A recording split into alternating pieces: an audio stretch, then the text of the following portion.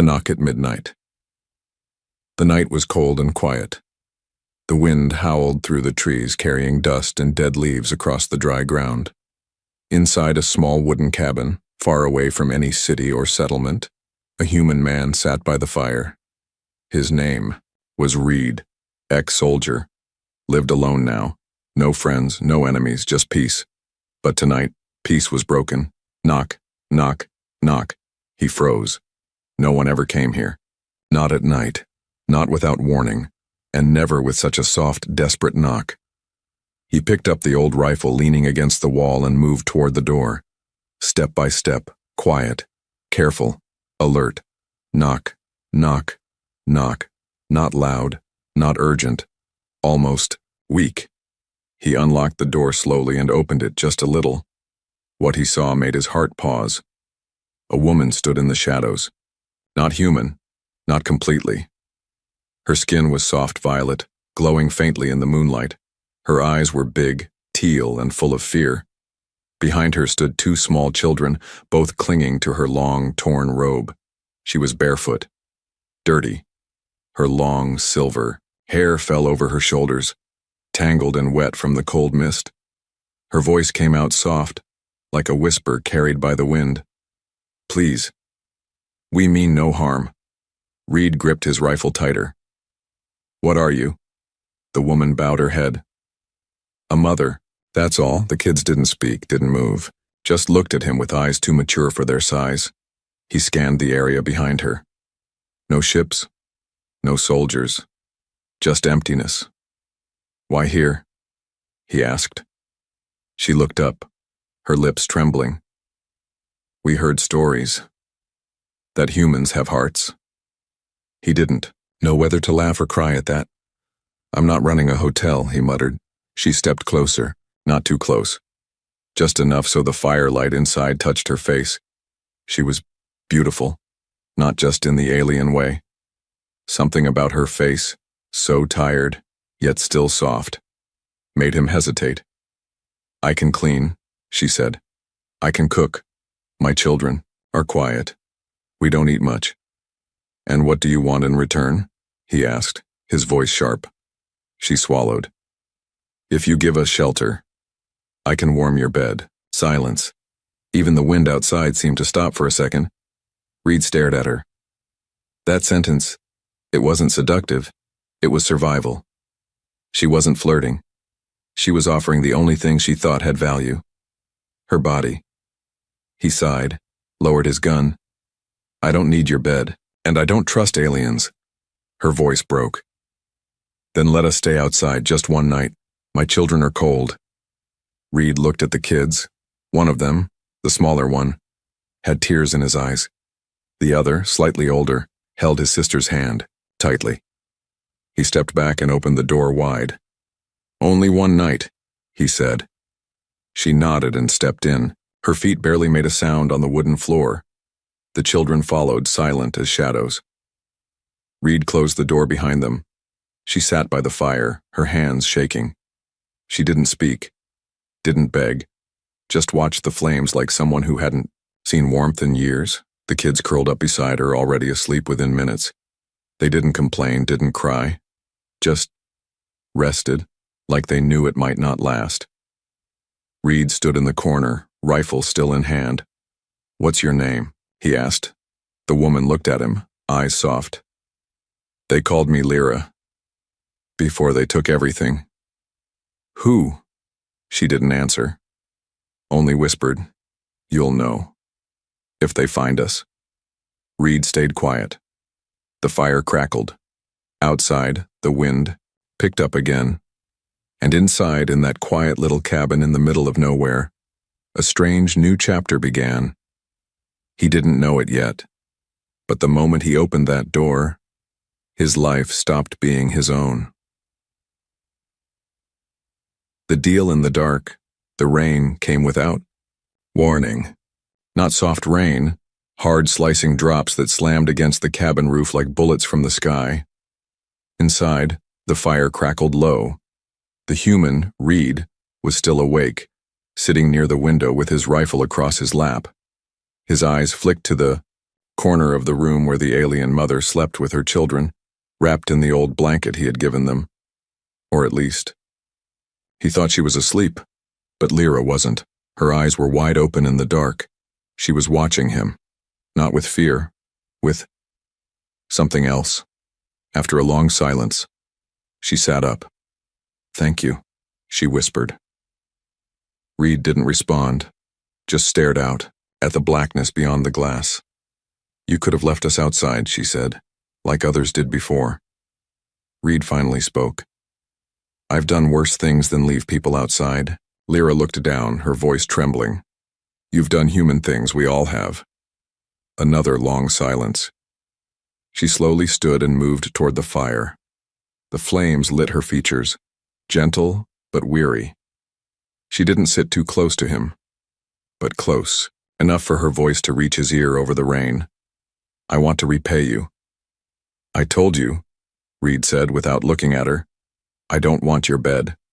She nodded. "I know." There was no shame in her face, no seduction, just calm honesty. "I meant something else." Reed raised an eyebrow. She reached into the folds of her robe and pulled out a small metal cube, smooth, black and glowing with a faint blue light. "What's that?" Reed asked. "A heat core," she replied. "It can power your entire cabin for 3 winters." He looked at it with interest, then suspicion. "What's the catch?" Lyra didn't flinch. "No catch, just let us stay. Not one night, for as long as we need." He stared at her. "Why me?" he finally asked. "Why not a city, a ship, a station?" She shook her head. "Because you don't ask questions. You open the door, you stay quiet, and you protect your ground." She looked him dead in the eye. "You're the last kind man I've seen in years." That hit harder than Reed expected. He turned away from her. "Kind?" he scoffed. "I'm not kind. I'm just tired of burying people." She smiled gently. "Then don't bury us." Suddenly, the older of the 2 alien children stirred. He sat up, alert, not sleepy, like a soldier. He looked at Lyra, then at Reed, and said nothing. Then quietly laid back down. Reed narrowed his eyes. "That boy. He doesn't act like a child." Lyra's smile faded. She tucked the cube back into her robe. "I trained them," she said quietly. "To obey. To survive." "Why?" She hesitated, then sat down slowly. "Because if they made noise, the soldiers would find us." Reed's grip on his rifle tightened. "Who's hunting you?" Lyra looked straight into the fire, her voice dropped. "My own kind." She didn't cry, didn't blink. She just said it like it was a fact, a curse she had accepted. "They called me a traitor, said my children were unclean. Impure. Because of their father?" She nodded. "He was half human. And I loved him." Reed felt something shift in his chest. "And now?" he asked. "You think you'll be safe here?" Lyra looked at him with a strange mix of sadness and courage. "No. But I think you might kill them before they kill us." Reed almost laughed. "You think I'm some hero?" "I think you're dangerous," she said calmly. "But you have rules. That's rare." The firelight flickered. The cabin felt smaller now, tighter, like secrets were pressing against the walls. Reed stood up and walked to the back door, opened it, and stared into the forest. Rain hit his face. Somewhere far away, a faint humming sound echoed through the sky, like a ship, cloaked. "They're searching," she said, standing behind him now. He didn't turn. "I should throw you out before they burn this place." "You could," she said softly, "but I'd still die calling your name." That made him stop. For the first time since the war, Reed felt something dangerous inside him. Trust. He closed the door, turned to her. "You can stay," he said. She smiled. "Gently. But not because I want your heat core," he added. "Or your bed. Then why?"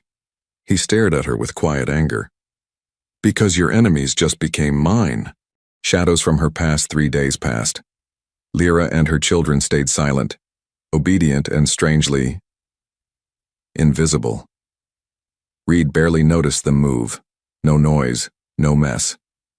The kids ate quietly, helped with firewood, and vanished into the attic when storms rolled in. Lyra cleaned everything without asking, cooked food even better than his rations. She never asked for his help, never complained. It was peaceful, too peaceful. And Reed had lived through war. He knew peace this quiet was always a warning. That night, the cabin felt colder than usual, not because the fire was low, but because Lyra was gone. Her blanket was empty. Reed grabbed his rifle and stepped outside. The forest was drenched in moonlight.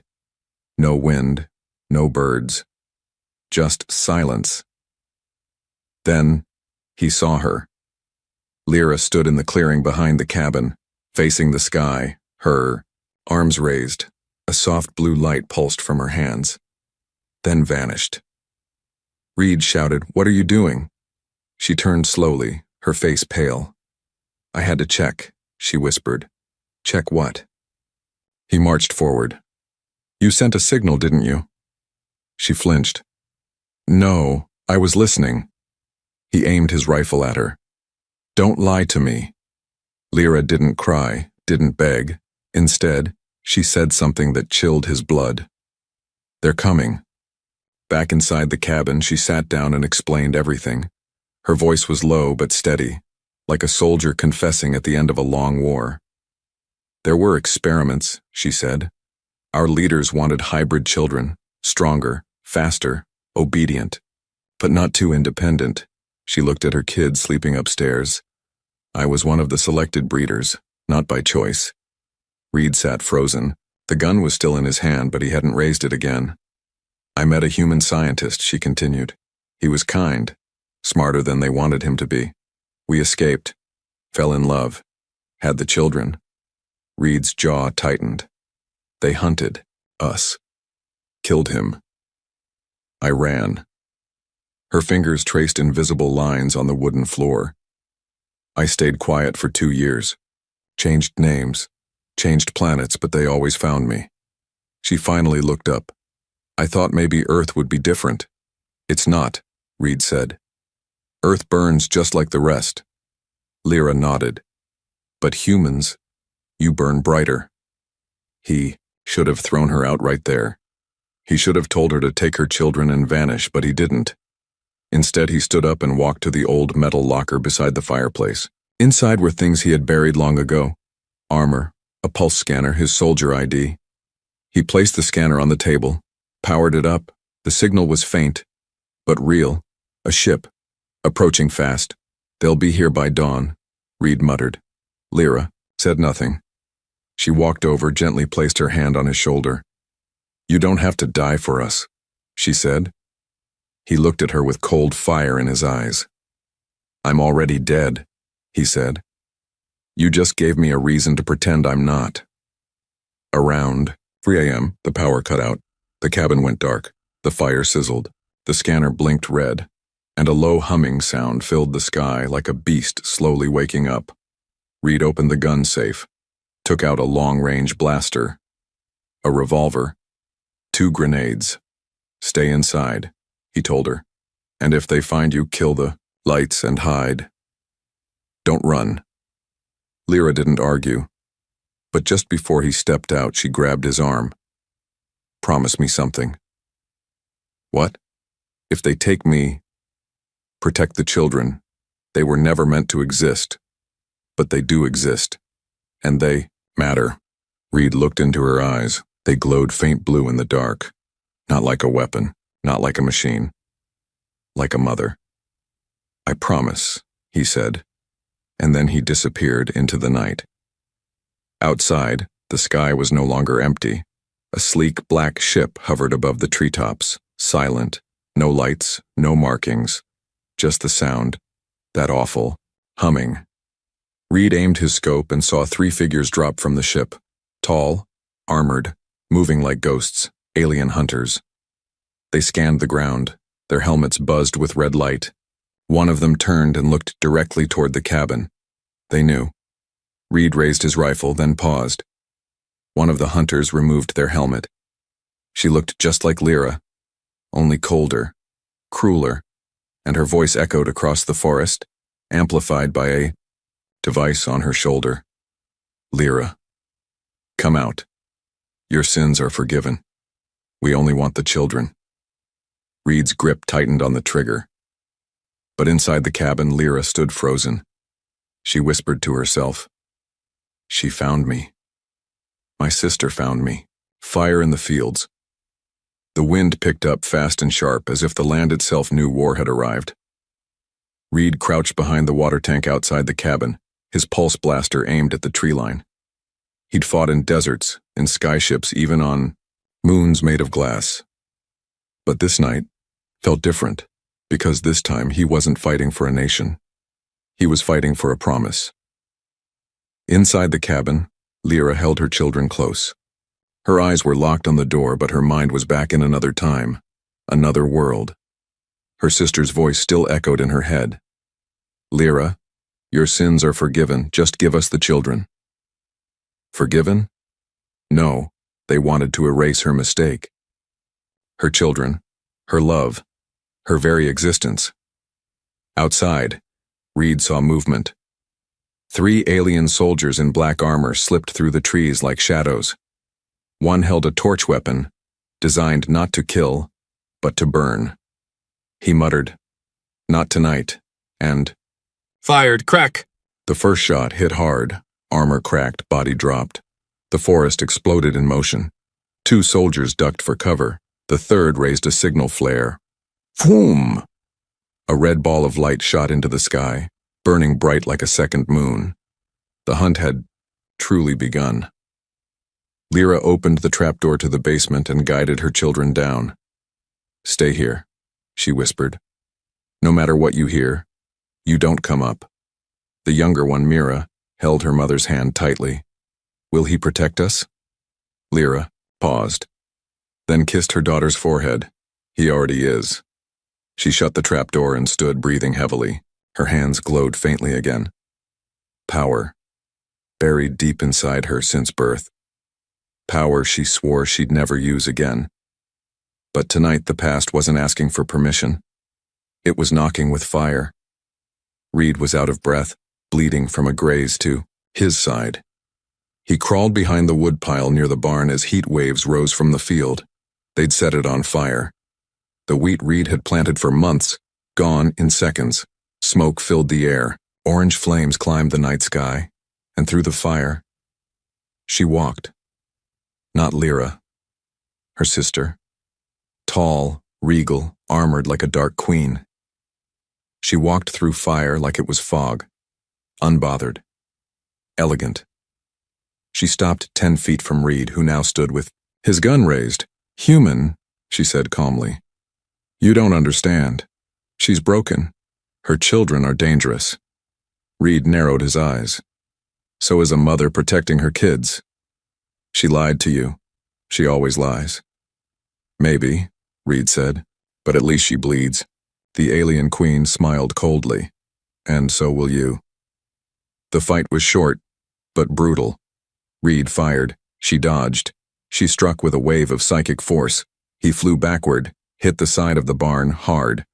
Before she could strike again, the cabin door burst open. Lyra stepped into the firelight. No robe, no fear. Her skin glowed like starlight. Lines of bioluminescence crawled across her arms and face like divine war paint. Sister? She said. The queen turned, almost surprised. You dare show your true form? I dare protect what you never could. The queen raised her arm. Energy, charged in her palm. But Lyra was faster. She moved with speed that didn't belong to her species, lightning fast, painfully graceful. Her foot hit the earth. Boom. A shockwave threw dust and ash into the air. The fire bent away from her. The queen was knocked back, but not down. Reed crawled toward his rifle. His chest burned, vision blurred. He heard their voices, alien, sharp, sisterly, screaming in a language older than Earth itself. Suddenly, a flare of energy lit up the field like a sun. Lyra had leapt into the air, her hands pulsing, body floating just above the burning ground. Her children screamed from beneath. The trapdoor, sensing their mother's power exploding like never before. Reed grabbed his rifle again, pulled the trigger, click, empty. The queen rushed forward, spear in hand now, summoned from her armor. She struck. Lyra blocked it with her bare arm, screaming in pain but holding firm. Reed, now on his knees, threw his last weapon, a grenade. It landed between them. Boom. The blast sent both sisters flying. The fire died. The smoke rose and silence returned. Minutes passed. Then, a cough. Reed stumbled to his feet. His jacket was half burnt, blood down his face, but he was alive. He ran toward the cabin. The door was broken. The front porch smashed. He stepped in, heart pounding. The trapdoor opened. 2 small heads peeked out. "Mama?" Mira whispered. "She's here," Reed said. But he wasn't sure. Then, from the field, footsteps. Lyra walked through the smoke, half limping, face bruised, lip bleeding, one arm shaking, but her eyes burned with life. Reed met her halfway. She collapsed in his arms. "You stayed," she whispered. He held her tighter. "You fought for them," he said. "So I fought for you." Blood and betrayal. The cabin smelled like ash and healing. Reed sat by the table, cleaning the cuts on his arm. Lyra lay on the floor near the fire, her children curled up beside her like frightened cubs. Outside, the alien queen's body burned, with the remains of the wheat field. No graves for monsters. But peace wasn't returning, not this time. Reed could feel it in his gut. Something still wasn't right. It started with a sound, a beep, faint, repeating. Reed's ears twitched. He scanned the room. "Do you hear that?" he asked. Lyra didn't respond. He stood and followed the sound. Slowly, carefully. The signal was coming from under the floorboards. He pried them open with the butt of his rifle. And there, tucked in a small box behind old food supplies, was a black disc the size of a coin, pulsing red. A tracker. He froze, lifted it gently, turned it in his hand. Standard military-grade alien beacon. This wasn't something planted by her enemies. This had been placed there from inside. Reed stormed into the room, holding the device like a live grenade. "Where did this come from?" Lyra looked up, confused. Reed threw it at her feet. "That's a tracking beacon. It was under your food stash." She stared at it, genuinely shocked. "That's not mine. I never—" "Don't lie to me now," he snapped. The kids shrank. Behind their mother. Reed's face was dark, eyes full of betrayal. "Did you bring them here on purpose?" "No," Lyra whispered. He stepped closer. "Are you using me? Is this another experiment? A test?" Tears welled in her eyes. "No, I swear, I never planted that." Reed didn't move. He just whispered, "Then explain it. Now." Lyra reached slowly into her robe. She pulled out the heat core, the same one she had offered days ago. Only now. He noticed it was pulsing in sync with the tracker. Her face went pale. "They modified it," she said softly. "They must have— I didn't know." Reed stepped back. "You gave me a bomb with a signal." "No!" she cried. "It's not a bomb, it's a power source. I didn't know it could be tracked. You're supposed to be one of them. You don't know how your tech works? I'm not them anymore." Silence. The fire crackled, the kids cried quietly. And Reed turned his back. That night, no one slept. Reed sat outside, staring at the half-burnt field, gun in hand. Lyra stayed inside, too ashamed to move. Even the children knew something had changed. The air was heavy now. Trust was broken. But at dawn, something stranger happened. Reed was walking around the perimeter when he noticed something shiny sticking out of the dirt near the water pump. He dug it out, and what he found made his stomach twist. A buried transmitter. Not alien. Human-made. Same military code as the weapons he once used. He checked the frequency. It matched the signal that led the aliens here. He cursed under his breath. He marched back inside and slammed the device onto the table. "Explain this," he said. Lyra shook her head. "That's not mine." "I know," Reed said coldly. "It's mine. Or was." She looked up, confused. Reed's voice was sharp. "My old unit must have tagged this place years ago. I never cleared it. It's been pinging quietly this whole time." He laughed bitterly. "All this time I blamed you. But it was me." Lyra said nothing. He sat down, heavy. "I almost turned on you. Almost hurt you." She didn't cry. Instead, she whispered, "It's all right. We all carry shadows." Reed looked at her differently now. Not as a guest. Not as a burden. But as someone who had been surviving just like him. Bleeding in silence. Trusting where she shouldn't. Holding her children. With hands that trembled but never let go. He asked softly, "Why didn't you run when I accused you?" She looked him in the eye. "Because I didn't come here to survive anymore." He raised a brow. "Then why?" She reached for his hand. "To live." That night, something shifted between them. Not romance. Not yet. But something sacred. She sat beside him, not across. He didn't touch her, but he didn't move away either. The children slept peacefully. Like for the first time in years, they felt safe. Outside, the wind calmed.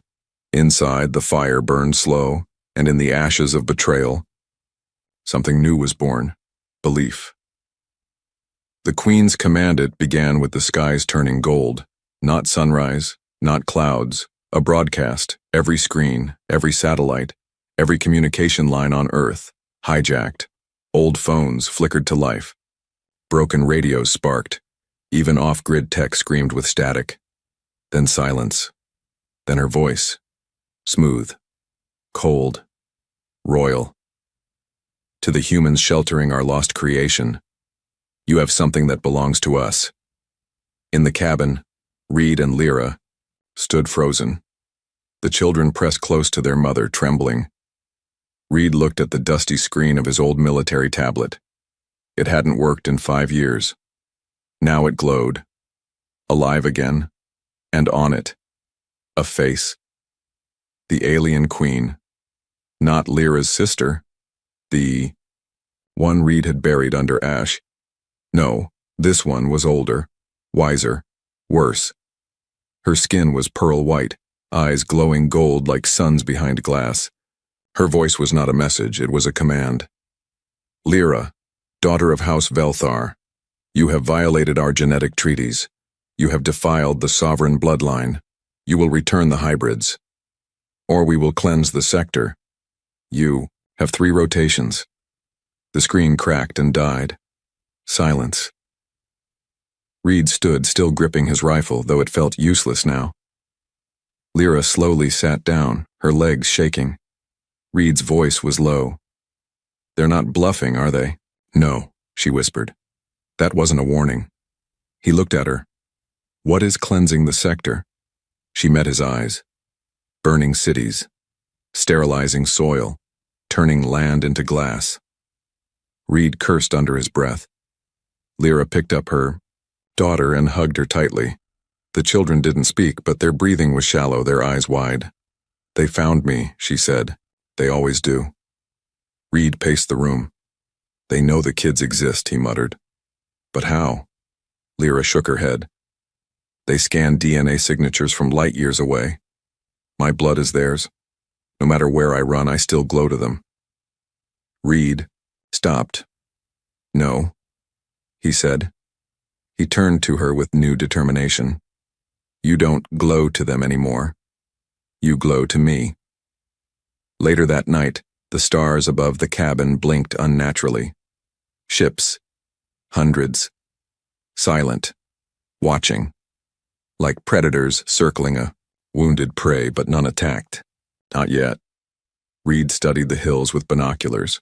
No ground troops, no drones. Just waiting. They're stalling, he muttered. Waiting for our decision. Lyra sat beside him on the porch. They think you'll give us up, she said, softly. Reed didn't answer. Then she asked something harder. If it comes to it, would you trade us to save your world? Reed looked at her, and for the first time, he didn't blink. No, she smiled, but it was a sad smile. Then you've already signed your death sentence. Reed walked inside and opened the cabinet he hadn't touched in years. Inside were old files, maps, contact codes for humans who'd gone dark after the war, rogue tacticians, ex-soldiers, engineers living in the shadows. He looked at Lyra. Need one day, he said. I'll call in favors, prep defenses. If I can get a message out to Earth's underground network, maybe we won't be alone when the fighting starts. She looked unsure, then said, Okay, but if you go, I stay. Reed nodded. She continued, And if you don't come back, I run. I take them and I vanish. He paused, then gave her a quiet promise. You won't have to run. The next morning, Reed was gone. Lyra stood by the cabin door watching the tree line for hours. Her children stayed inside, silent as always, but her mind wandered back to the Queen's words. Return the hybrids. She looked at her kids, Mira and Ren, beautiful, strong, gentle, but also unknown. Even she didn't fully understand what lived inside their DNA. They weren't weapons, but they weren't normal children either. Then the air changed, not wind. Pressure. Lyra looked up and saw a shadow moving above the clouds. A ship. No, a temple in the sky, miles wide. It hovered like a floating fortress, too massive to land. Then, it began glowing at the base. A beam started to form, not fired, not fast, but slow, controlled, measured, a warning shot. They were charging a cannon large enough to erase the valley. Lyra's heart raced. She rushed into the cabin, grabbed her kids, and looked out the back. Escape routes were blocked. The land itself was locked in by a field. They had deployed a gravity net. Nowhere to run, nowhere to hide. Only one hope. Suddenly, boom, a shockwave from the north. Then another. Bright streaks in the sky. Missiles. Human tech. She ran outside and saw it. A small human aircraft zooming through the sky, dodging alien drones, firing back. The side of the ship bore a spray-painted message in red. You're not alone. Lyra's breath caught in her throat. He came back, Reed came back, and he brought warriors. The human who said no. The valley shook as the first human missile struck the alien skyship. Fire bloomed in the clouds. From the cabin rooftop, Lyra watched with wide eyes. Her children clung to her arms as the world they once feared now fought. For them, dozens of small fighter ships flew past like birds of prey, painted scrap metal machines, old Earth war tech, piloted by humans who had once been forgotten. Outcasts, veterans, ghosts of old battles, but Reed had found them, and now they had come back with teeth. Inside the cabin, Mira whispered, Mama, are we safe now? Lyra kneeled beside her and touched her forehead. No, she said gently. But now, we are not alone. Then she stood, her eyes glowing faint blue. Not with fear, with fire. Reed's ship landed in a clearing behind the cabin. The back hatch opened and he stepped out, dusty, armed, and alive. He ran toward Lyra, yelling over the roar of engines above them. We've got 12 fighters, 2 EMP launchers, and 1 working cannon. He stopped when he saw her face. She was glowing again, not just her skin, her presence. She wasn't hiding anymore. She was becoming. Reed stared at her for a long second, then said the only thing that made sense. Damn, you look like you were born to fight queens. Lyra gave him a sad smile. I just never wanted to. Above them, the alien mothership responded. A deep hum vibrated through the ground. The cannon under the floating fortress began glowing white-hot. "They're preparing to fire," Reed said, scanning the sky. "But not at us," Lyra whispered. He looked at her. "They're targeting Earth's nearest colony city. No," he muttered. "No innocent lives." He grabbed his communicator. "All units, change objective. Intercept the cannon. Focus fire on the underbelly." Explosions burst like fireworks across the sky as human ships changed direction. But the Queen was not done yet. She appeared again, not in the sky but in their minds, a psychic broadcast, a voice that burned straight into the soul. "You defy royal command, human. You protect a traitor and her spawn. You are offered mercy, and you spit. Very well. You will be remembered as the human who said no." Reed grabbed his rifle. "No," he said out loud. "I'll be remembered as the one who said never again." Then the final battle began. Alien drop pods slammed into the hills. Soldiers in black armor swarmed the forest, their rifles hissing with plasma. Reed took the front, firing, shouting, moving like a man who'd been born in chaos. Beside him, Lyra fought too, but not with guns. With power. Energy poured from her. Hands, shields of light, pulses of force, waves that threw enemies into the trees like leaves in a storm. But the Queen didn't descend. She was watching, waiting. Inside the cabin, the children suddenly began to glow. Their hands pulsed with light, white and blue. Lyra gasped. "They're activating," she whispered. Reed looked at her, confused. "Activating what?" She turned slowly. "The inheritance." The Queen had never wanted to kill them. She feared them, because Lyra's children were not just hybrids. They were born from forbidden love, yes, but that love had altered the royal bloodline. It had evolved it. They weren't accidents, they were the next stage. And the Queen knew, if those children lived, her empire would die. So the sky opened one final time, and the Queen descended herself. Her ship split like an egg of light, and she floated down, surrounded by golden drones, her armor glowing with divine fury. She landed in the center of the battlefield, unarmed, but not unthreatening. Everyone paused. Even the birds went silent. She looked at Lyra, then at the children, then at Reed. "You?" she said, cold and sharp. "You are not supposed to matter." Reed stepped forward. Gun raised, he smiled. "I'm human. We never do, until we do." The Queen raised her hand, but before she could strike, the children screamed, not in pain, in power. Their small bodies lifted from the ground. Energy burst from them in waves, raw, pure, ancient. The sky cracked.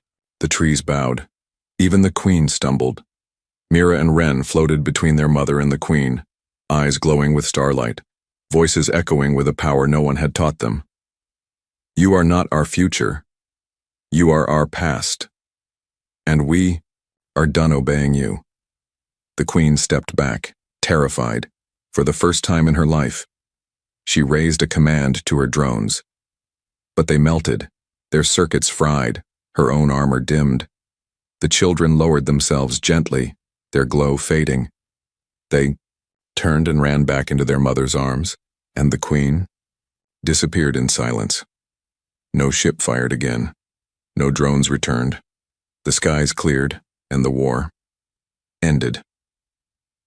Reed sat on the steps of the cabin covered in dust and blood, watching the clouds move like nothing happened. Lyra stood beside him, holding her children. "They changed everything," he said. She nodded.